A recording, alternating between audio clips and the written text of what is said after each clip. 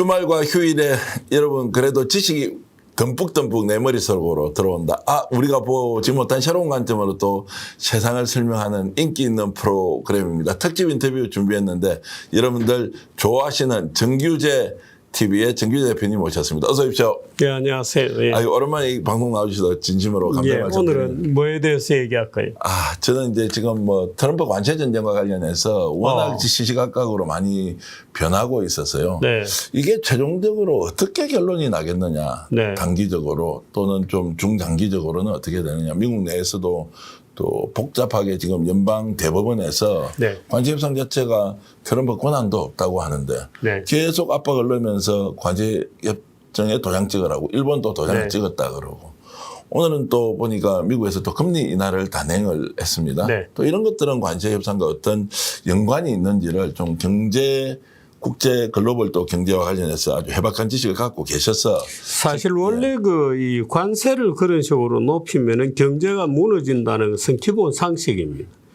지금 트럼프는 초등학교의 경제 상식을 가지고 있거든요. 예. 그러니까 민주당 측 분들에게는 미안합니다만 예를 들어 최저임금을 올리면은 총 임금이 늘어날 거라고 생각하면은 예, 예. 약간 말하자면 초딩의 경제학이죠. 예. 실제로 최저임금을 올렸을 때 총임금이 어떻게 반응하느냐는 것은 조건에 따라서도 많이 다릅니다. 그런데 트럼프 생각은 이런 거죠. 관세를 지금 끌어올리면은 미국의 적자가 줄어들 거라고 생각하는 거죠. 네. 그런데 지금 적자가 늘어나고 있습니다. 그리고 물가는 치솟고 있고. 물가는 아직까지는 치솟는다는 정도는 아닙니다만은 상당히 상향으로 뭔가 오나 두려운. 그다음에 이제 고용은 또 지표가 안 좋아요. 고용은 떨어져 4%를 넘어갔거든요. 3%대에서 계속했다가 4%를 넘어갔습니다. 신규 고용이 줄고 있고 물가는 올라가고 있고 말하자면 경제 성장은 좀 둔화되고 그러니까 지금 FRB도 이거 잘못하다 큰일 나겠다 하고 오늘 새벽에 금리를 0.25%포인트 내렸거든요. 또 올 연말까지 한 2번 정도 더 내릴 수도 있다라는 또 예고도 했고요.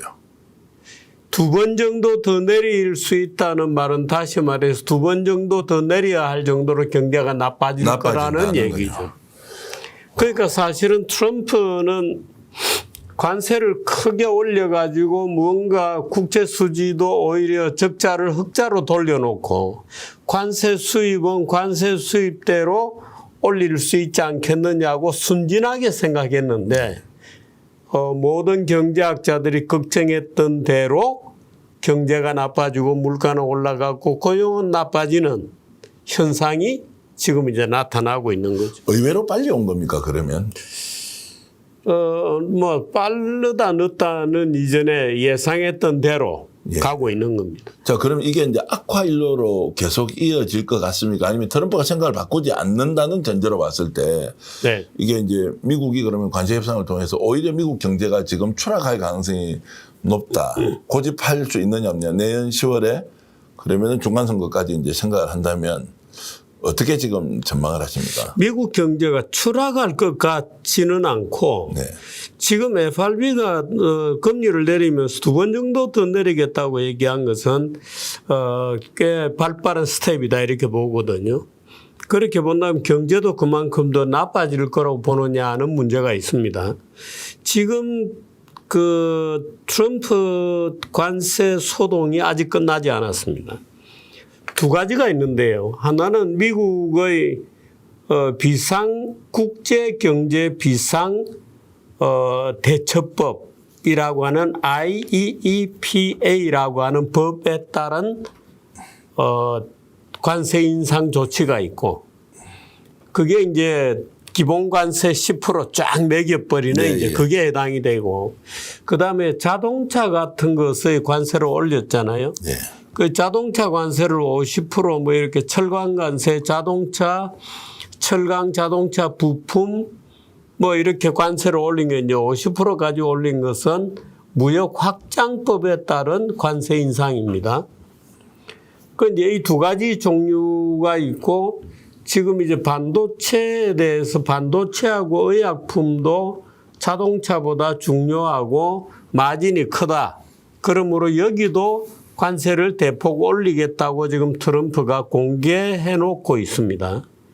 그게 이번 달 중에 될지 아니면 시간을 조금 더 끌지 모르겠습니다만은 적어도 거기에도 또 관세가 크게 올라가서 우리나라 현대차뿐만 아니고 삼성이나 SK 하이닉스에도 상당한 제2의 또 충격이 올 수도 있는 국면이 있죠. 그래서 이런 것들이 이제 맞물려 돌아가면서 트럼프의 소위 관세를 끌어올리는 소동은 아직도 끝나지 않은 현재 진행형의 일들이죠. 자, 그러면은 이제 트럼프는 이 생각을 멈출 마음이 없는 것 아닙니까? 그러면 이제 첫 번째 미국 내에서 연방 대법원에서 이렇게 하고 있는 이제 관세와 관련된 것에 대해서 최종적으로 제동을 걸 것이냐 아니냐라는 부분은 전망을 어떻게 하십니까? 지금 이제 1심에서는 트럼프의 관세를 10% 보편 관세를 매긴 거는 무효다고 판정을 했습니다. 순회법정 2심 순회항소법원에서도 2심에서도 그 잘못된 거다. 트럼프에게는 그런 조치를 취할 권한이 없다. 월권이다 하고 판단을 했어요. 지금 대법원에 가 있습니다.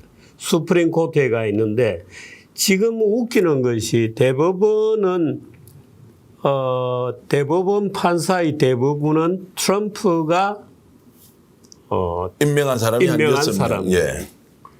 아닌 사람 제 사람 뭐 이렇게 돼 있더라고요. 그런데 그래서 말하자면 결국에는 이제 표대결로 가면 늘 트럼프 쪽이 이기는 겁니다. 네. 이게 우리나라도 지금 사법부 문제가 붙어 있잖아요. 사법부가 선출된 권력이냐 아니냐는 문제가 돼 있는데 미국은 전부 트럼프가 지명한 분들이죠.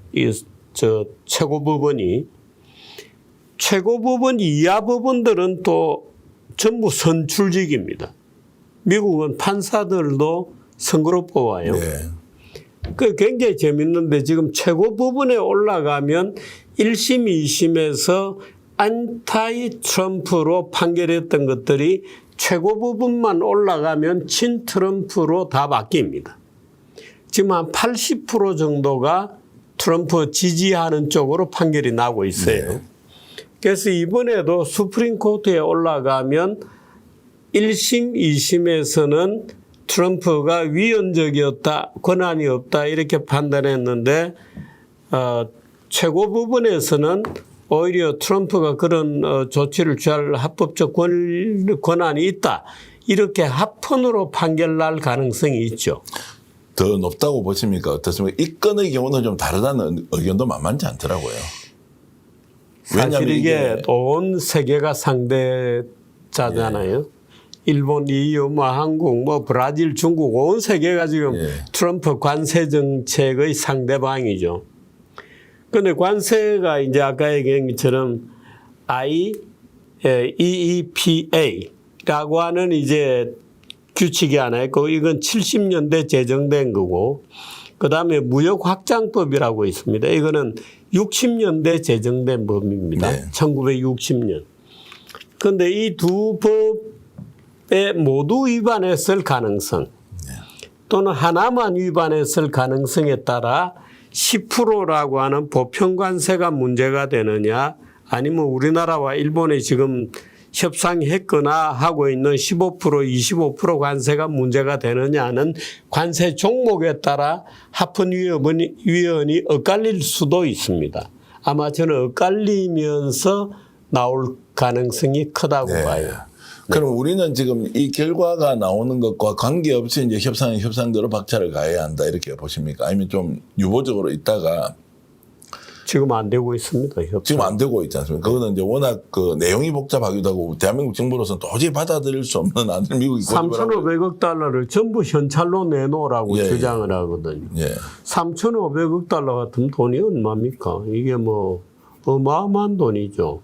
그럼 우리는 3,500달러 전체를 현찰로 내놓으라는 게 말이 되냐 하고 이제 지금 반대 의견을 하고 있는 거죠. 그건 기업이 결정하는 거다. 코리안 컴퍼니들이 결정하는 것으로 바꿔달라 코리안 가버먼트가 아니고 이제 이 논쟁을 지금 하고 있는 겁니다. 예. 자, 그러면 일단 미국의 연방법원의 최종 결과는 그냥 하프앤하프 정도로 보십니까? 결과는 알 수 없다. 예측 불허다. 이렇게 정리를 하는 게 맞습니다. 지금 그 앞 문제는 10% 관세에 해당이 예. 되고 뒷 문제는 자동차 관세가 해당이 예. 되거든요. 자동차, 반도체, 철강, 화학기계는 지금 관세가 없습니다. 그런데 거기에 이제 반도체 같은 게 들어가겠죠. 10% 관세는 무효가 될 가능성이 있죠. 제가 볼 때는 이 자동차, 철강 이런 소위 고관세 매긴 거, 예, 예. 품목별 관세 매긴 거는 하푼으로 갈 가능성이 있죠. 저는 그렇게 봅니다. 미국에서 이제 금리 인하를 한 것은 미국 내부의 이제 미국 국내의 경기와 관련된 상황이 이제 제일 크다고 봐야 되는 거죠. 그런 거고 이게 이제 국제적으로 지금 한미 간의 관세 협상과 연관이 있다 없다라고는 관계 없는 걸로 봐요. 자, 그럼 이제 이재명 정부가 지금 이제 대응하고 있는 방식 총평을 우선 해주시면 어떻습니까? 잘하고 있습니까 지금? 적어도 이 우리 3,500억 관세 협상 부분이 있고 이제 우리가 투자 금액을 3,500억 달러를 어떻게 하느냐는 문제가 있는데 3,500억 달러를 현찰로 내놔라. 예. 또 한국 정부가 책임을 져라 하는 거는 한마디로 트럼프의 깡패짓이죠. 예. 그건 우리가 받을 수 없습니다. 받을 수도 없는 거죠. 네, 받을 수 없습니다. 예. 만일에 그걸 받게 되면 아마 우리 정부의 그 예산 편성이라든가 지출에 관련돼서 우리 정부가 가지고 있는 권한 범위를 벗어난 것일 가능성이 많죠. 예. 그래서 여기서 무효가 될 겁니다. 국회 동의도 받아야 한다는 이야기가 나오는 것도 그렇습니다. 못하겠다는 것을 우회적으로 네. 지금 표시하는 네. 것이고요. 그래서 아마 결국엔 미국이 양보선을 정하게 될 겁니다. 네. 양보선을 정하게 되면 한 코리안 컴퍼니들이 자기들의 판단에 따라서 최대 3,500억 달러까지 투자한다 하는 정도로 조정이 되지 않으면 아마 제가 보기에는 이 이재명 정부가 지금 잘 버티고 있다고 보는데 만일에 버티지 못하고 그걸 그대로 받아들이게 되면 아마 국내법의 위헌이 될 겁니다. 네, 예. 국내법적으로 맞지 않거나 예산 회계에 관한 정부의 권한에 관한 여러 이제 법들이 있습니다만은 적어도 위법이거나 위헌일 가능성이 제가 볼 때는 뭐 거의 99%다 이렇게 봅니다. 자, 이걸 그러면 양국이 만족할 만한 결과를 만드는 길은 없을까라고 했을 때 이제 통화 스와프 이야기가 나오기도 하고요. 네. 그리고 무제한 통화 스와프를 하고 3,500 투자를 해주고 뭐 이익을 반반 나누자 그러면 번 돈 당연히 뭐 투자해서 번 돈 나누는 것인데 이런 방식으로 우리가 좀 더 적극적으로 나서서 미국하고 타협할 가능성이나 여지는 지금 현재는 없습니까? 통화 스와프는 사실은 이 자금 조달 문제는 아닙니다. 네. 트럼프가 워낙 제정신이 아닌 조치들을 자꾸 내놓고 있기 때문에 한국 정부로서는 뭔가 국민들에게 그래도 뭔가 우리가 얻은 것도 있다는 것을 설명하기 위해서 통화 스왑 얘기를 하고 있습니다만은 통화 스왑을 해서 그 달러를 빌려와서 투자하고 뭐 이런 게 아니거든요. 네. 그래서 크게 의미는 없습니다. 우리가 그러면 4천억 달러 중에서 3,500 달러를 만약에 투자를 하게 되면 네. 어쨌든 우리나라 통화가 빵꾸 날 경우에 혹시 마이너스 통장을 쓰는 것이지 이게 뭐 돈이 들어온 건 아니다 이 말씀이죠. 그렇습니다. 예. 그건 이제 일종의 그 마이너스 통장처럼 하나의 백업 장치에 불과하지 예. 그 돈을 스와핑을 해와 가지고 그 돈으로 뭐 3,500억 달러를 내놓을 수 있는 것은 아니거든요. 예, 예. 근데 문제는 3,500억 달러 같으면 우리 지금 외환 보유고 총액에 맞먹는 돈입니다. 4천억 달러 중에서 그리고 4천억 달러 중에서 3,500억 달러를 미국에다 내놔라고 우리 정부 차원에서 기업도 아니고 정부 차원에서 내놓는다 그러면 우리 저 외환 보유고 자체가 텅 비어버리죠. 예, 예. 그러니까 뭔가 외환 보유고를 메울 수 있는 어떤 백업 장치를 더 달라 하는 우리의 요구는 지극히 정상적인 거죠. 네. 그런데 지금 트럼프는 못 하겠다는 거 아니에요? 이상한 게 있습니다. 이런 걸 뻔히 알면서 네. 상대국에 대해서 야 너희들 3,500 달러 그냥 현찰 투자해 이렇게 말하는 것도 국가의 말이 안 대통령이 말이 안 되지 않습니까? 네. 그런데 이걸 뭐 장관까지 나와가지고 계속 자 뭐 아니면 또다 넣든지 뭐 깨든지 알아서 하라. 이거는 또 뭔가 다른 협상을 위한 일종의 그 미끼가 아니냐라는. 다른 협상 지금 없을 겁니다. 그럼 이거 완전히 깡패짓인데 네, 깡패짓입니다. 받을 수가 없는데요. 네. 종종 이 제국들은 그런 깡패짓들을 하죠. 예. 옛날에 고대 아테네가요, 이 지금하고 똑같은 깡패짓을 했습니다. 고대 아테네가 동맹으로부터 제국으로 바뀌는 시기가 있었거든요. 예. 지금 예를 들어서 미국은 우리의 동맹이지 우리의 제국이 아니죠. 근데 지금 트럼프가 하는 짓은 제국이 하는 짓이죠. 그래서 고대 아테네하고 지금 똑같이 미국이 놀고 있는데, 고대 아테네도 어느 시기를 통과하면 말하자면 동맹기금을 그냥 생짜배기 돈을 내 걷기 시작합니다. 네. 이제 그러면서 이제 아테네가 스파르타와의 전쟁으로 말려 들어가는 예. 굉장히 복잡한 과정들이 생기게 되죠. 지금 트럼프의 고집은 마치 그 당시 아테네의 제국주의적 횡포를 연상시킬 정도다, 이렇게 볼 수 있죠. 극단적으로 몰리면 이판사판이다, 그냥 돈 다 가져와라고 하는 것은 역사적으로 없었던 것은 아니다, 뭐 이렇게 제가 이해를 하겠습니다. 뭐 제국적 유혹을 받죠.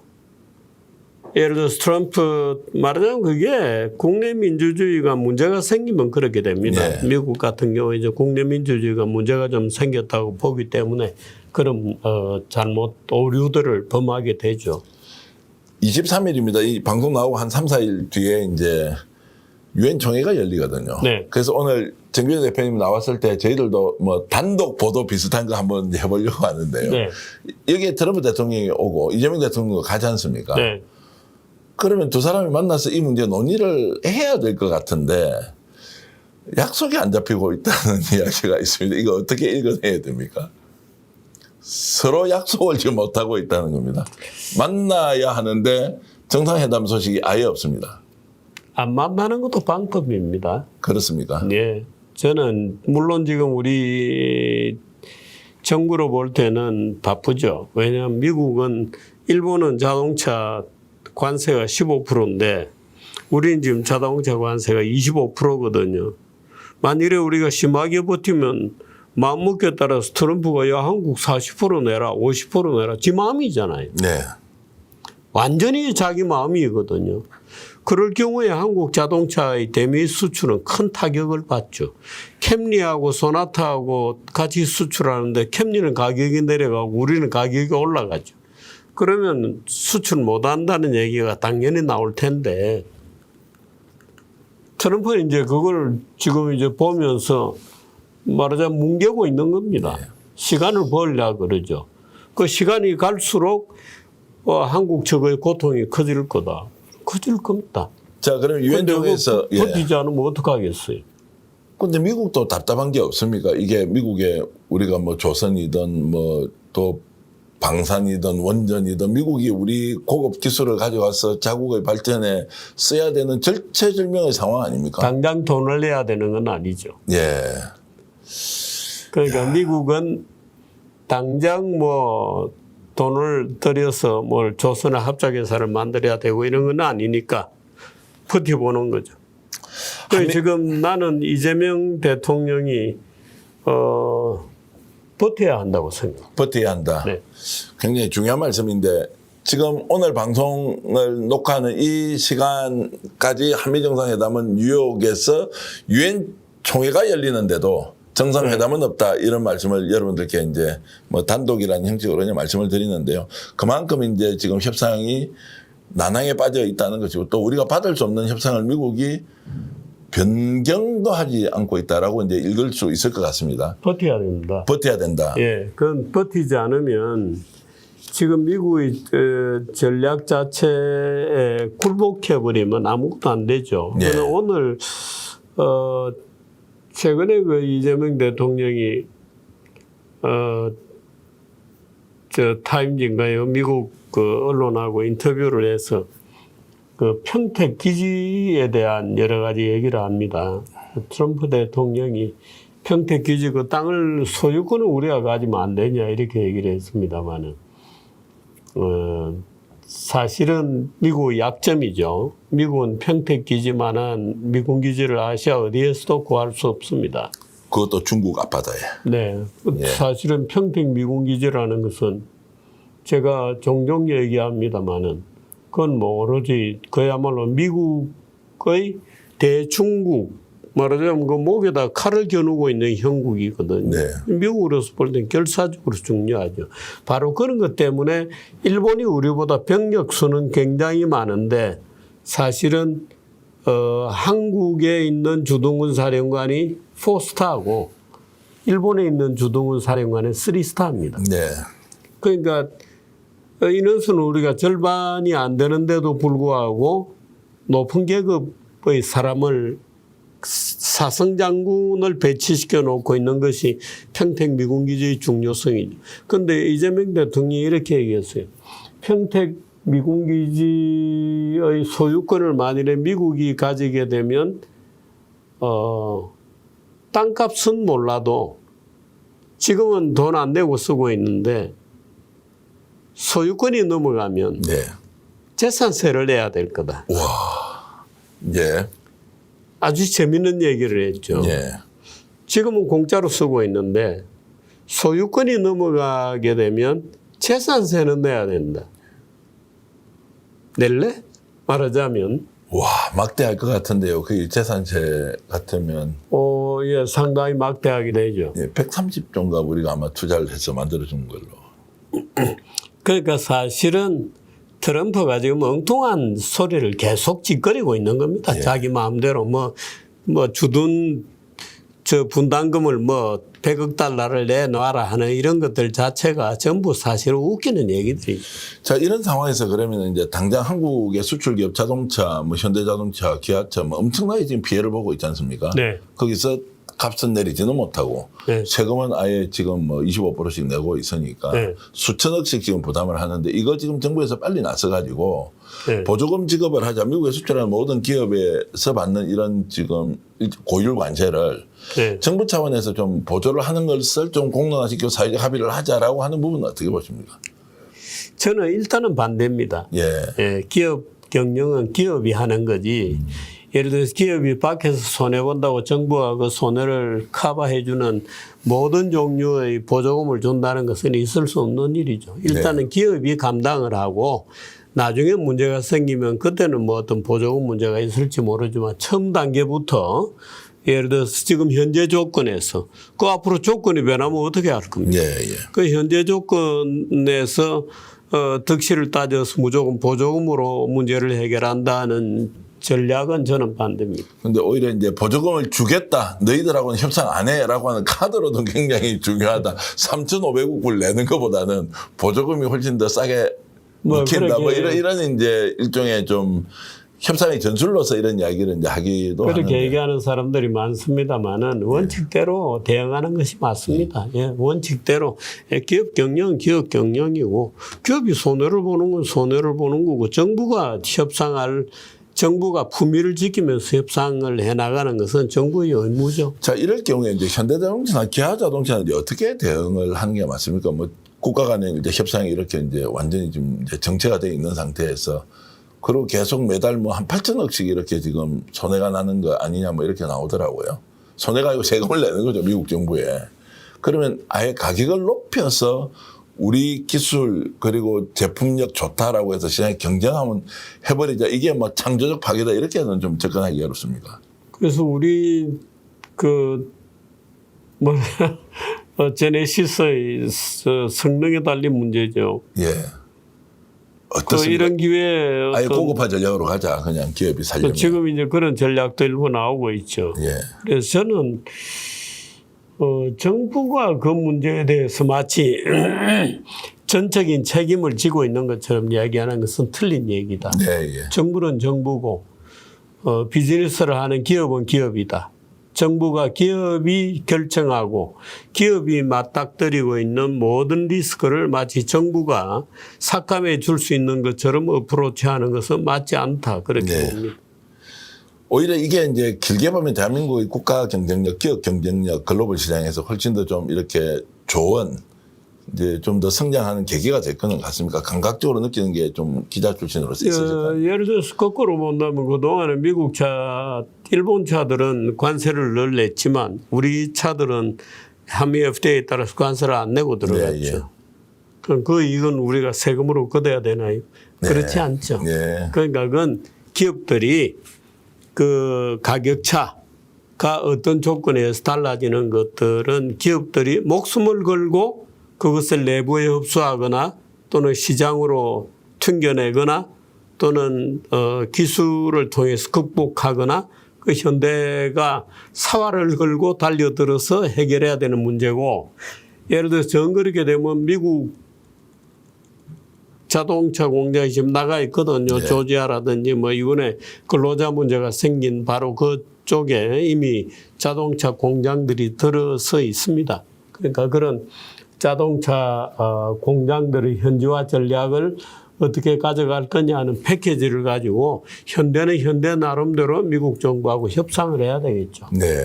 네. 어쨌든 정부와 기업의 역할이 확실하게 이제 구분된다는 이런 말씀도 갑자기 애국심이 요즘 발동해서 트럼프가 대한민국 국민들을 자극해가지고 야, 저 뭐 이래 우리 어떻게 하지라고 하면서 오히려 이제 협심 기업과 정부가 예. 내밀하게 치열하게 협력하는 것은 좋은데 네. 그것들이 시장에서 바로 뭔가의 보조금으로 연결되거나 또는 세금으로 연결되거나 지금 트럼프가 하는 식의 어떤 반응을 보이는 것은 좋지 않습니다. 예, 예. 그게 자본주의 시장 경제라고 네. 하는 것의 기본 매너이거든요. 그래서 조심해야 됩니다. 네. 자, 지금 이제 이재명 대통령이 한미 간에 이제 협상을 하면서 네. 이 문제와 관련해서는 보수 정치 세력이라고 해야 됩니까? 이제 뭐 아주 뭐 강력하게 이재명 대통령을 질타하거나 이런 분위기가 좀 없어진 것은 한편으로 좀 다행스럽다는 생각이 듭니다. 뭐 일부에서는 계속하고 있죠. 뭐 일부에서는 빈정거리기도 그렇겠지만, 하고 예를 들어서 뭐 일부는 자기가 미국 시민인 줄 알아요. 네. 미국 시민인 줄 알고 이재명을 혼내주자 뭐 말하자면 이런 분위기도 일부 있죠. 그러나 이 문제가 간단치 않다는 것은 인식을 좀 하고 있는 것 같아요. 이제 국민들도. 그래서 오히려 일본은 그럼 어떻게 해서 서명을 그렇게 빨리 신속하게 만들어냈는지를 궁금해하죠. 네, 예. 일본의 조건 한번 보자. 그런데 일본은 이시바가 말하자면 서명해놓고 총리에서 도망가 버렸잖아요. 네. 그 무슨 일이 있을지 모르죠. 그 일본은 예를 들어서 다카이치가 총리가 될지 고이즈미 작은 고이즈미 네.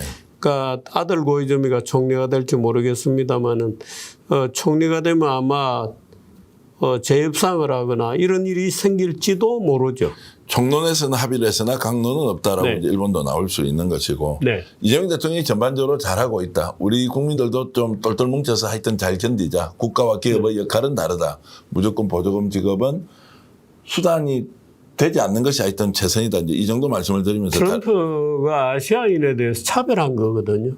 약간 인종차별적 유럽에 대해서는 그런 조건을 요구하지 않았습니다. 예. 유럽에 대해서는 우리 기업들이 돈을 내 투자를 한다 뭐 이런 식으로 두루뭉실하게 돼 있어요. 그런데 한국과 일본에 대해서는 굉장히 타이트하게 지금 요구하는 거죠.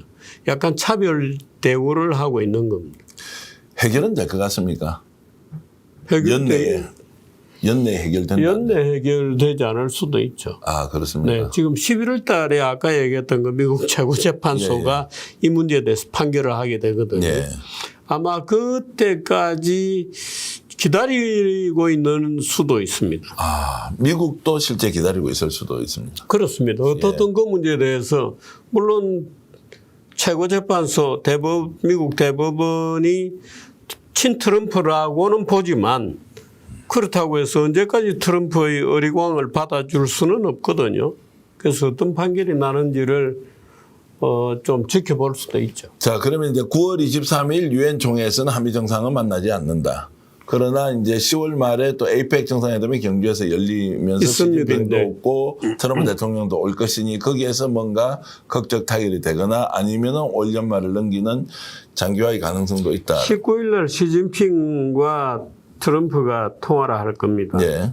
대개 미국과 중국 간에 큰 합의는 이루어지는 분위기거든. 틱톡은 미국이 인수한다. 또 뭐 아마 관세 항목에 대해서도 상당한 자세한 지금 협상이 마드리드에서 있습니다. 네. 협상 자체가 하고 있는데 이 19일 날 시진핑과 트럼프가 어떤 통화를 하느냐 하는 것은 굉장히 중요한 문제인데 이 두 사람 다 10월 말에 경주로 올 가능성이 있죠. 네. 트럼프가 경주에 오면서 동시에 한국을 국빈 방문할 수도 있습니다. 네. 그런데 이제 그런 일정이 잡히게 되면 그게 지나가고 나면 미국 최고재판소의 이제 판결이 있거든요. 판결이 시작이 됩니다. 11월 첫째 주부터 네. 히어링이 시작이 되는데 그러니까 트럼프는 트럼프대로 굉장히 일정에 밀리고 있죠. 쫓기고 있습니다. 네. 그런 우리만 상황. 쫓기는 것은 아니죠. 네. 어쨌든 기다려 보겠습니다. 주제를 좀 바꿔서 말씀 나누겠는데 지금 이제 내란 전남재판부 관련된 이야기 한번 해 보겠습니다. 네. 우리 이제 정규도 대표님께서는 직연에 대한 신뢰를 회복하지 않는 이상 다른 선택이 없다라고 하면서 필요할 경우에는 내란 전남재판부를 만들자고 이렇게 이제 말씀을 쭉 네. 해오셨습니다. 네. 보견에는 지금 변함이 없으신 거죠? 저는 사실은 내란재판부 자체에 대해서는 반대합니다. 예, 예. 왜냐하면 그게 특별재판부를 만든다는 것 자체가 썩 좋은 모양은 아닙니다. 네. 그리고 예를 들어 12.12 내란이 있었잖아요. 12.12 사태에 대한 전두환 노태우 재판도 일반 형사법정에서 처리했거든요. 예. 말하자면 우리나라 법률 체계 또는 사법 체계가 평소의 활동으로 그런 내란 사건도 처리할 수 있다는 것을 보여줘야 됩니다. 네. 그러니까 특별재판부를 만든다는 것 자체가 우리 사법부가 뭔가 그런 문제를 처리하지 못하는가에 대한 의구심을 높여주는 거죠. 그러니까 우리가 보기에 뭐 재판부를 만들고 하면 그럴듯해 보이지만 아닙니다. 그러니까 평소의 어떤 시스템으로 그런 정도의 어떤 돌발 사태도 충분히 처리 가능하다는 것을 보여주는 것이 한국 민주주의가 강한 면모를 가지고 있다는 것을 증명하는 것이기 때문에 내란재판부라는 특별재판부를 만드는 자체는 좋지 않은데 네. 지금 현재 사법부가 저런 식으로 일종의 사보타지 비슷하게 느껴질 정도로 재판을 질질 끌고 있죠. 그 예를 들어서 지금 아직 1심 판결이 1심이 벌써 작년 12월 내란 발생으로부터 지금 따지고 내년 여름이 되어야 지금 1심 네. 판결이 날 가능성이 있다는 거거든요. 네. 그렇게 본다면 그건 뭐 1년 반을 질질 끌게 된다는 건데 이거는 있을 수 없죠. 네. 또 이런 것들이 빨리 판결이 나줘야 말하자면 전국도 안정이 되는 거고 그런데 이 문제를 계속 끌고 전국 불안의 어떤 씨앗을 가지고 재판부가 이 문제를 질질 끌고 있다는 것은 용서할 수가 없죠. 그런데 이제 보수적 정치 성향을 가진 분들은 자, 그럼에도 불구하고 사법부 독립성을 인정한다면 비판은 자유지만 네. 재판부 자체가 마음에 안 든다고 서울중앙지법에 뭐 전담재판부를 별도로 신설하라라고 이제 하는 것 자체가 상권분립에 침해해야 된다. 뭐 이렇게 의견을 내는 분들이 있어서 그러면 그분들께 제가 이렇게 질문을 합니다. 야, 그러면 어떻게 합니까? 직연재판 끝까지 가야 됩니까? 라고 하면 비판은 할 수 있지만 사법부에서 결정한 건 따라야 되는 거 아니냐라고 이제 소극적으로 이야기는 하던데 이게 이제 아니 그래서 제가 최초의 문제를 제기를 할 때 말하자면 조희대 대법원장이 물러나야 기본적으로 이 문제 해결이 된다. 왜냐하면 조희대 대법원장은 이재명 재판 과정에서 이미 상당히 정치적으로 이 편향되어 있다는 것을 보여줬기 때문에 이미 여러 차례에 걸쳐서 사표를 내야 되는 책임을 져야 하는 물론 대법원장이 뭐 정치 현황에 따라서 사표를 쉽게 내는 그런 존재는 아니죠.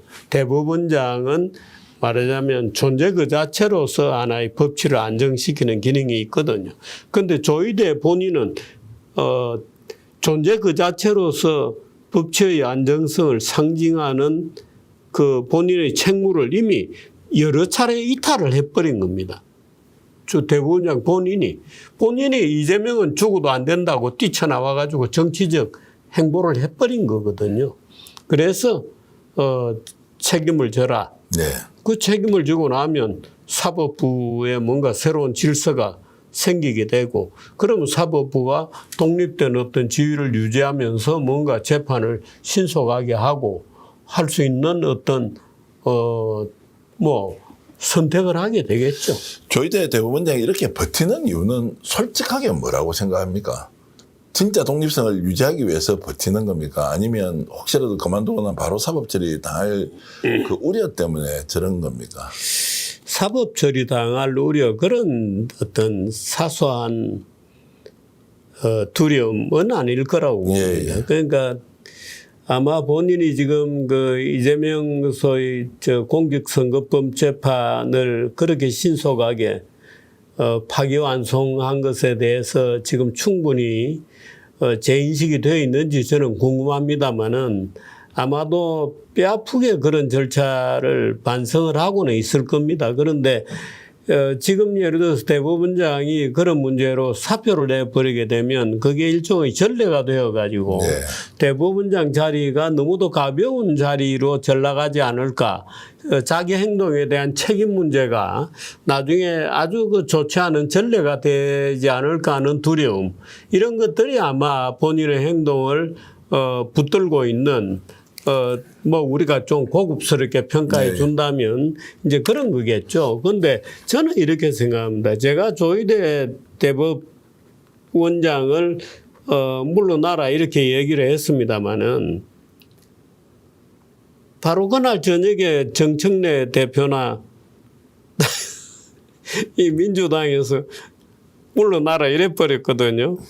법사위원장이 이제 그렇게 얘기를 법사위원 제가 추미애 법사위원은 그러게 이거는 너무 섣부른 겁니다. 그러니까 정치권에서 이것을 이제 다루는 문제는 조금 더 언론인이 예를 들어 책임 문제를 요구하면서 비판을 하는 거하고 예를 들어서 국회의 책임자가 또는 집권 여당의 말하자면 법사위 책임을 맡고 있는 그분들이 야 이거 언론에서 물러가라고 해주니까 때는 이때다 하고 물러가라고 요구하는 거는 약간 치기죠. 우스개로 제가 질문드리면 혹시 그 영향을 받아서 정기권 모르겠습니다. 제가 보수농객 정규재 대표가 이거 이제 물러나라 조희대 책임져라라고 하는 이제 논평을 보고 바로 움직였다 뭐 이렇게 보기 아니 뭐 그게 약간의 격려를 했는지도 모르죠. 네. 그러니까 공교롭게도 예를 들어서 어떤 사람은 야 왜 시기적으로 거의 같은 시기에 그렇게 정규제까지 호응을 해주느냐 이렇게 보수도이냐 이렇게 내가 유튜브식으로 말씀드리는 생각할지는 모릅니다만 저는 뭐 민주당 수뇌부하고 어떤 연락망도 가지고 있지 못합니다. 그런데 제가 이제 그 조희대 말하자면 이 지기현 판사의 소위 그 내란 재판 법정이 너무도 사보타주를 하고 있거든요. 그 진행이 안 되니까. 왜냐하면 이 내란 사건이라는 것은 명백하고도 단순한 사건입니다. 모든 국민들이 말하자면 목격자가 되어서 본 사건이잖아요. 모든 국민이 TV 중계를 통해서 무슨 일이 벌어지고 있는지를 다 본 사건이기 때문에 말하자면 증거 확인만 가면은 이미 그 결론은 정해져 있는 재판이거든요. 그래서 그거는 신속하게 진행을 해줘야 되는 겁니다. 그런데 더군다나 이 윤어게인 이런 거 철없는 일부 세력들이 말하자면 내란의 연장선에 있는 정치 선동 과정에 있거든요. 그런데 그 과정을 그대로 두면서 지기현 판사가 이 재판을 질질 끌고 있는 것은 용서할 수 없죠. 묵인할 수 없죠. 그래서 제가 그 책임은 결국에는 대법원장이 있는 거다 하고 이제 대법원장이 책임져라고 하는데 마침 공교롭게도 그날 또 정청래 국회 예를 들어서 집권여당 대표가 이제 직접 나서서 집권여당 대표가 그 얘기를 해버리니까 아이고 저분이 왜 저러나 이런 생각을 저는 했죠. 그래서 뭐 결과적으로 불이 났습니다. 지금 이제 조희대 그 불이 지금 나 있는 거죠. 나 있는데 자 그러면 조금 말하자면 집권당 대표로서는 조금 자제해 줘야 되는 거죠.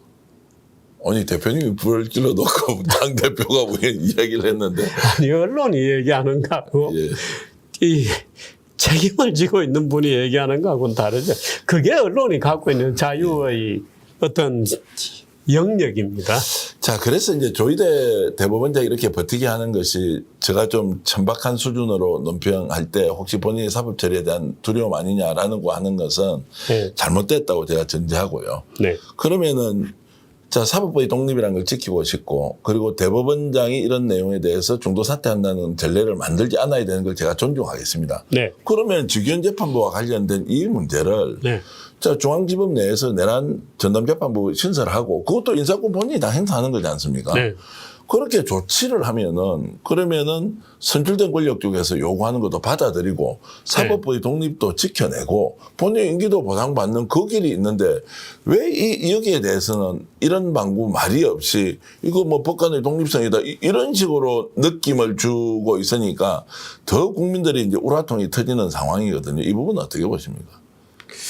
지기현 판사도 그렇습니다만은 저는 이 조희대 대법원장의 이 사법 독립에 대한 인식 또는 법이란 무엇인가에 대한 인식, 사법부는 어떻게 운용이 되어야 하는가에 대한 인식 자체가 좀 낡았다.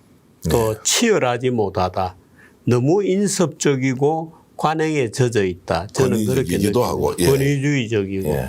지금 사법부가 지금 현 상태처럼 낡은 권위주의에 찌들어 있는 것은 놀라운 일이죠. 예를 들어서 어떠한 변화도 거부하고 있는 거죠. 그런데 제가 뭐 그런 얘기도 했습니다만은 예를 들어서 SK의 최 회장의 이혼 사건, 그 이혼 재판을 갑자기 1년 2개월이나 끌어오다가 대법원에서 합의부로 넘긴다는 거 아닙니까? 전원 합의부로. 예. 아니 대법원 판사들이 그렇게 한 거 하신가요? 나머지 이혼하는데 재산 분쟁하는데 합의부에 넘기는 그것도 깜짝 놀랐습니다. 그 말이 안 되는 얘기잖아요. 예, 그러니까 제가 지금 이 우리 대법원 또는 사법부에 대해서 느끼는 거는 야, 이 사람들 너무 한가하다. 정말 이거 뭐 긴장감이라고는 없다. 사법 독립에 대한 무슨 뭐 어떤 정해진 경로에 대한 예를 들어서 이건 우리가 지켜야 되겠다고 해서 지키는 게 아니고 그냥 게을러서 뭉개고 있는 것 같다는 느낌이 저는 들죠. 솔직히 또 책임도 합의부로 넘기면 책임도 안 지지 않습니까? 무책임이죠, 그게. 그러니까요. 네. 그러면 그 지기현 판사 같은 경우에 마찬가지 있지 않습니까? 우리 집에 날수로 계산하게 돼 있는 거를 시간수로 계산해 가지고 석방했거든요. 그 문제에 대한 책임을 물어야 될 거 아니에요. 제가 우스개로 말씀드리면 뭐 집에서 난리 날 것 같은데 이혼소송 제가 하는데 그 재산 분쟁 분할을 못 해가지고 대부분까지 갔는데 합의부에 올려서 해줄 리가 없지 않습니까? 그게 예. 변호사들이 동원되고 변호사 비용이 엄청나게 들어가고 저는 그 뒤에서 무슨 일이 벌어지고 있는지 짐작은 합니다만은 차마 얘기할 수 없죠. 뜯어먹기 막 이런 게 이루어지는 모양이죠. 온 변호사들이 붙어서 뜯어먹고 있죠, 지금. 근데 그래서 법원이 이런 식으로 해서는 안 된다는 겁니다. 빤히 보이잖아요. 왜 그런 일이 벌어지고 있는지에 대해서. 그래서 변호사들이 또는 저는 지금 대법관들이 그만두고 변호사 나가는 거 준비하고 있나? 이런 느낌도 갖는 거죠. 제발 좀 안 그랬으면 좋겠다. 품위 좀 지켜달라. 그렇게 비판한 분은 엄청 많습니다. 대법관 자리는 앞으로 내가 정관받을 수 있는 마지막 그래서 수백억을 벌 수 있는 이 자리이기 때문에 숫자 늘리는 것도 못하겠다는 그 배경은 이미 기득권을 그렇죠. 가지고 있는 대법관. 예. 자기 파일을 n분의 1을 n 플러스 몇 분의 1로 만들기 싫다는 거잖아요. 그런데 우리나라에 소위 지금 의사들도 마찬가지입니다만 서울법대를 중심으로 하는 법률 쪽도 이런 식으로 자꾸 소위 개혁을 뭉개지 않았으면 좋겠다는 게 나의 소박한 희망이죠. 제발 좀 이렇게 안 해줬으면 좋겠다. 정말 짜증난다. SK 최태원 회장과 노소영 이사장 간의 이 재판도 합의부로 넘기는 것은 자기들 파이 키워놓고 책임은 안 져도 되니까. 아니, 뭐, 어느 쪽인지 저는 뭐 모르겠습니다만은 열심히 변호사들이 뛰었겠죠. 그런데 합의부로 넘긴다는 것이 이혼 소송에서 재산 분할 소송을 이게 진짜 나라가 정말 판사가 서 대법관이 그 문제를 판결을 못해서 넘어갔겠습니까? 예. 그러니까 자기들 지금 어느 쪽에서든지 말하자면 그 판결 자체에 대한 약간의 느낌이 있고 그 느낌에 반발하니까 뭔가 새로운 루트를 개척해 보는 거죠. 변호사들이 억수로 뛰었겠죠. 그러니까 밑자락 깔아놓고 콩고물은 엄청 나오는 거고 떡도 좀 남고 하니까 이게 그 뭐 손해보는 거 아니다. 변호사만 돈 버는 거죠. 네. 야 정말 그 또 제가 지금 이런 판국에 지금 이 대법원에 대해서 엄청난 불신이 터지고 있고 우리나라 사법부가 왜 이러냐. 정관예우 문제도 뭐 말할 수 없고 로펌들에 대한 여러 가지 로펌들의 업무 영역에 대해서도 말이 굉장히 많거든요. 뭐 로비스트를 뭐 양성화하는 문제 저는 언제든지 로비스트를 양성화해야 한다고 옛날부터 주장을 해왔습니다만은 지금은 로비스트가 양성화 안 돼 있으니까 로펌들이 로비스트를 오히려 고용해 가지고 초과 이익을 내고 있죠. 그러니까 예를 들어 한덕수 같은 명색이 총리까지 지낸 사람이 로펌에 취업을 해 가지고 불과 짧은 시간 동안 20억이라는 로비스트 비용을 받잖아요. 네. 이런 부패 구조와 서로 해먹는 구조를 만들어 놓고 엔조이하지 마라 이거예요. 사법부 독립이라는 게 그냥 지켜지는 게 아니다 이거. 대기업 사건을 만들어서 갖다 준다는 제가 이야기도 전에 들었습니다. 그러면 100억쯤 생긴대요. 아니 그러니까 어떻든 지금은 변호사가 로비를 독점하고 있거든요. 예. 그리고 그 독점을 그러니까 그 민주당의 그 법사위 이런 데도 말하자면 이 문제를 잘 모르고 있는 겁니다. 무엇이 사법부 독립에 중요하고 이런 문제를 모르니까 겉으로 지금 큰 소리만 뻥뻥 치고 있지 실제로 이 문제를 어떻게 풀어서 대한민국 사법부를 얼마나 고급의 사법부로 만들어가고 믿을 만한 법치국가의 보루로 만들 것인가에 대한 아무 생각이 없는 거죠. 그러니까 겉으로 큰 소리만 뻥뻥 치면서 있는 거죠. 저로서는 정말 짜증나는 일입니다. 그 세계에서 이제 살아본 적이 없고요. 그 많은 돈을 번 적도 없고요. 그 많은 권한을 누려본 적도 없는 또 현실적 한계가 민주당 국회의원들 뭐 이렇게 있다고 저는 수준 낮아요. 수준이 낮다고 갑자기 말씀하시니까 저도 제 수준이 아주 낮은 처지여서 결국 조희대가 이제 직위원을 이렇게 보호할 수밖에 없는 상황이 정말로 졸졸하다는 생각이 한편으로 들고 그러면 진짜로 직위원을 봐주지 않으면 안 되는 다른 사정이 있는 거 아니냐라고 제가 아주 수준 낮은 질문을 드리고 싶은데 왜냐하면 직위원 문제만 해결하면 모르겠습니다. 이 직위원 판사가 이 조희대 대법관 시절에 재판연구관을 했다 그래요. 말하자면 사수냐 부사수냐 뭐 이런 아주 끈끈한 어떤 그리고 대법원이라는 데는 이 말이 없는 데입니다. 네. 눈치 하나로 다 연결이 되죠. 눈치도 필요 없이 텔레파시로 서로 쟤는 유죄를 때리느냐 쟤는 몇 년을 주느냐 누구는 앞에 누구는 무죄 쪽으로 주장할 가능성이 많고 하는 것을 자기들 세계에서는 환히 글로서 누가 사진을 찍은 것을 보는 것처럼 명확하게 인식한다거든요.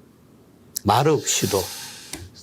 자, 그래서 이제 민감한 질문 드리면서 좀 더 속도 있게 진행해 보겠습니다. 전담재판부 추석 전에 서울중앙지법에서 만들도록 입법화 과정 민주당 주도해야 한다. 저는 좀 더 그래도 참아보는 게 좋다고 조금 더 생각합니다. 기다려보자. 압박만 넣고 이런 말씀으로. 네. 알겠습니다. 그 전담재판부를 만들어 버릇하는 것은 네. 법치주의를 정착시키는데 썩 좋은 관행은 아닙니다. 끝까지 조희대 대법원장이 버티고 있으면 어떻게 할까요? 그러지 않겠죠. 그럴 수 없다. 네. 그럴 수는 없을 겁니다. 예를 들어서 썩 이분들이 지금 살아서 움직이는 어떤 법치라야 하거든요. 네. 권위주의에 쩔어가지고 곰팡이 냄새 나는 법치는 이미 법치가 아닙니다. 그러니까 이분들이 뭔가 살아 움직이는 법치라고 하는 것에 대한 관념을 갖고 언론들도 사실은 그런 측면에서 좀 비판을 해줘야 되는데 네. 최근 들어서 우리 언론들이 너무도 이 진영에 포섭이 되어서 그저 뭐 어떤 언론은 오로지 그냥 기존 사법부를 보호하는 데 치중하고 또 어떤 언론은 무조건 기존의 사법부를 말하자면 와해시키는 것을 목표로 삼고 있는 듯한. 제가 뜨끔해야 됩니까? 뜨끔하는데. 아니에요. 전혀 아닙니다. 서빙서는 어떻습니까? 네, 전혀 아닙니다. 예. 아유, 뭐, 제가 뜨끔한 마음도 있는데, 어쨌든 잘 새기겠습니다. 그런데 좀 아픈 이야기 조금 하면서 오늘 네. 방송 좀 해야 될 것 같은데요. 4인 회동과 관련된 이야기. 이제 조희대 네. 대법원장, 정상면 전 검찰총장, 네. 한덕수 국무총리, 그리고 그 김충식 씨, 뭐, 네. 전소희 내연남이 이제 윤석열 대통령이 이제 지금 파면 이후에 이제 회동을 했다라고 이제 국회에서 계속 문제 제기가 됐고 네.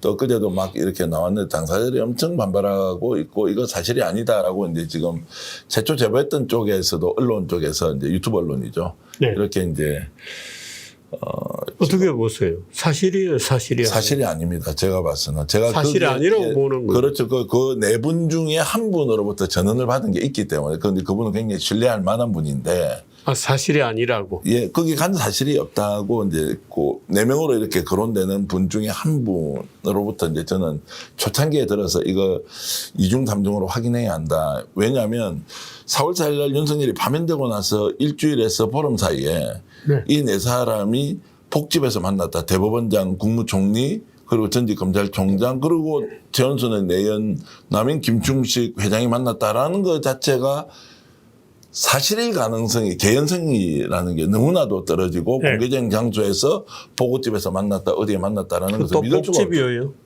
이게 이제 복집이라고 이제 얘기를 네. 했는데 이 봄에. 이게 이제 국회에서 문제가 다뤄지면서 굉장히 이제 커졌고 네. 또 어제 이제 부성찬 의원이 이 내용을 이제 국회에서 대정부 질문 그게 사실이 아니면 어떻게 되죠? 책임을 그러니까 이제 이렇지 않겠습니다. 사실이 아니라는 것은 제보자가 네. 존재한다. 네. 제보자가 이 제보가 진실이라고 믿고 언론에 제보할 때는 네. 그 사실 여부를 언론이 확인하기 좀 어렵지 않습니까? 네. 그럼 그 제보자가 존재해야 하고 네. 그 일관된 진술이 있어야 되겠죠. 네. 근데 지금은 제보자가 존재하는지 아닌지도 잘 모르는 것 같습니다. 그러니까 제보자가 그러니까 그 제보를 받은 언론사에서 그 사건을 조작했을 가능성도 있죠. 그렇게 문제 제기를 하는 곳이 이제 나오더라고요. 네. 그래서 지금은 빨리 최초 제보를 받았다고 하는 언론이 유튜브 언론이 네. 그 제보자가 실제 존재하고 있고 네. 그 제보 내용은 여전히 유효하다. 다만 이것이 팩트인지 아닌지가 우리가 체크를 못했다.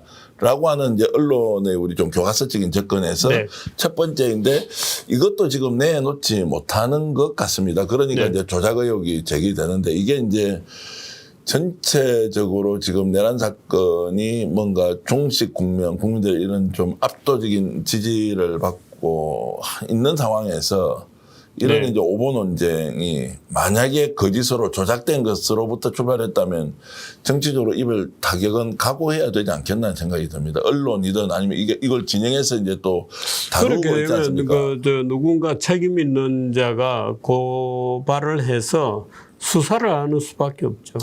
저도 이제 비슷한 생각인데 법적인 책임을 물려야 되겠죠. 그래서 이제 예를 들어서 이제 집권 여당이 민주당이 이 문제를 국회에서 저는 뭐 개인 국회의원을 탓하고 이런 건 아니고 국회의원은 네. 어쨌든 이제 면책특권을 가지고 그런 제보에 대해서 네. 국민들을 알리고 사실 확인이 필요하고 또 단서를 다 달았습니다. 이게 사실이라면이란 전제는 계속 이제 네. 달긴 했지만 민주당 차원에서는 이 문제 빨리 공개적으로 수사를 해서 진실을 밝혀라고 할 필요가 있을 것 같습니다. 그런데 제보자가 그게 존재하면 오히려 그렇게 수사를 촉구하는 것이 오히려 민주당이 책임을 덜 수 있는 방법이죠. 오히려 저는 책임을 지는 방법이기도 하다고 생각해요. 그 책임은 법적 책임을 지기 전에 그렇군요. 네. 정치적으로 이 문제를 제기할 수 있는 거죠, 국회의원이. 네네. 그런데 이것이 아니라는 의혹이 제기되면 공식적으로 이 문제를 네, 적극적으로 대응해 적극적으로 주는 대응을 해주는 것이 네. 국민에 대한 예의고 모든 것을 완벽하게 팩트 체크를 하고 나서 우리가 문제 제기를 할 수 없는 것이지 않습니까? 이제 그런 면에서 보면 이 사건이 가지는 파장이 매우 큰데 또 일이 터졌을 때 제대로 대응하는 것이 또 실력이지 않습니까? 지금 그 얘기는 우리 전 대표의 특종입니까? 아닙니다. 이제 그 뭐 다른 데서도 이런 문제 제기를 했는데 저는 이제 그 네 사람 중에 한 사람 네. 참석했다고 하는 사람한테 전언을 받았죠. 네. 거기 간 사실이 없다는 것을 이 문제가 최초 유튜브 언론에서 제기가 됐을 때 네. 그걸 접하고는 조심해야 된다고 주위에 이야기를 많이 했죠. 이건 팩트체크 더 필요하다. 네. 그러니까 허위여서 팩트체크가 돼야 된다는 것 하나가 있었죠. 그 당시에. 왜냐하면 제보자가 그때는 존재한다고 믿었고 저는요. 네. 제보자가 거짓을 제보할 수도 있지 않습니까? 네. 그런데 지금은 이게 좀 더 나가서 제보 자체가 존재하지 않을 수 제보자 자체가 없을 수도 있다. 가공이나 가상의 인물일 수 있다는 겁니다. 그럼 누군가 소설을 썼다. 지금 전 대표는 그렇게 확신하는 분위기군요. 저는 이제 그 전자는 확실해. 그 당시에 네 사람 중에 한 사람이 가지 않았다는 것을 제가 이제 체크를 했기 때문에 네. 그러면 그 제보자가 거짓말을 시킨다는 정도는 제가 생각을 했죠. 제보자가 거짓말을 했다는 게 확인이 되는데 이걸 가지고 계속 제보자가 존재한다고 떠들 수는 없는 거 아니에요. 네. 언론이. 그 정도인데 지금은 이제 좀 상황이 좀 더 악화되는 것 같습니다. 악화된다는 것은 네. 제보 자체도 아예 조작이 됐을 수 있는 거 아니냐라고 네. 하는 부분은 이제 문제 제기를 했던 언론에서 네. 시원하게 해명을 하는 수밖에 없다는 생각이 듭니다.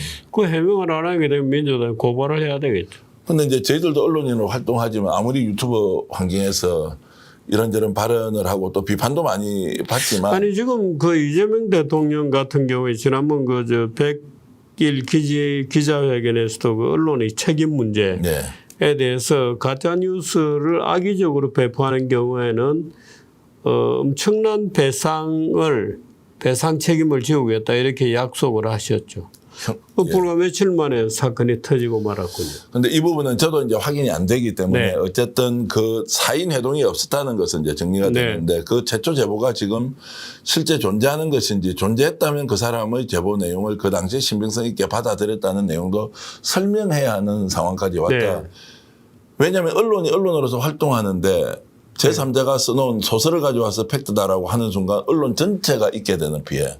레거시 미디어가 하지 못했던 것을 유튜브 언론들이 하면서 뭔가 대한민국이 그래도 균형을 좀 찾고 있는 상황에서 네. 다들 열심히 뛰고 있지 않습니까? 네.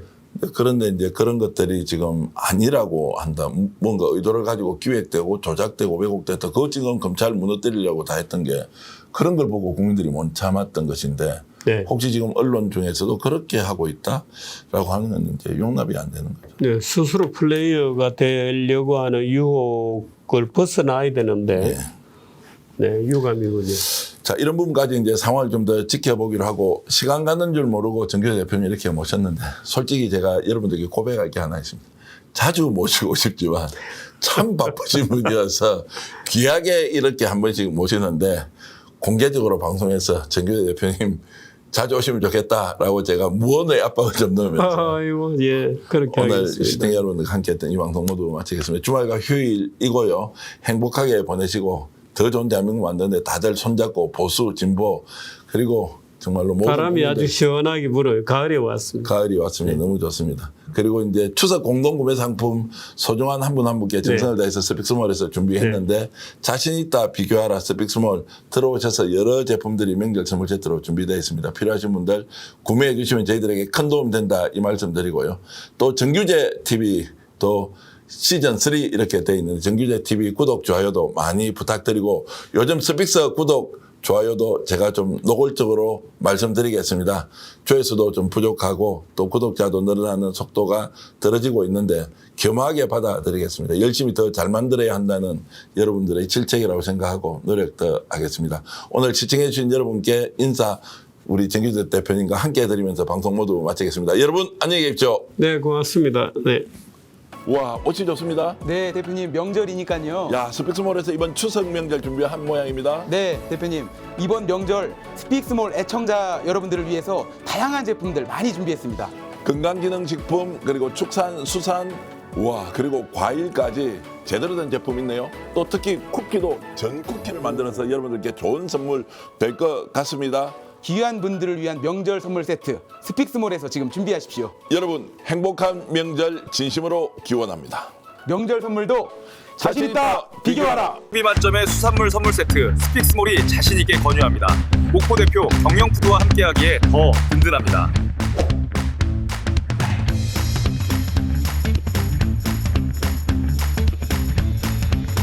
값싸고 품질 좋은 공동구매 제품은 물론 이번 명절 선물 세트도 스픽스몰에서 구매해 주십시오. 저희에게 큰 힘이 됩니다. 자신 있다. 비교하라. 스픽스몰. 종류는 많지만 100% 확신이 없을 때는 바로 스픽스몰 건강기능식품이 정답입니다.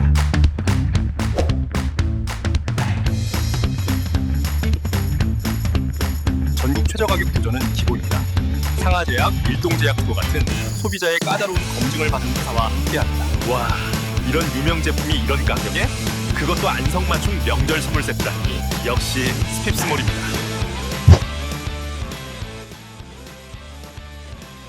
1등급 투플로 명절 선물 세트 준비했습니다.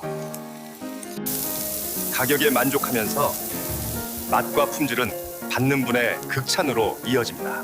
귀한 분을 위한 애청자 여러분의 한우 선물 세트 구입, 스픽스에도 큰 도움이 됩니다. 자신 있다. 비교하라. 스픽스몰.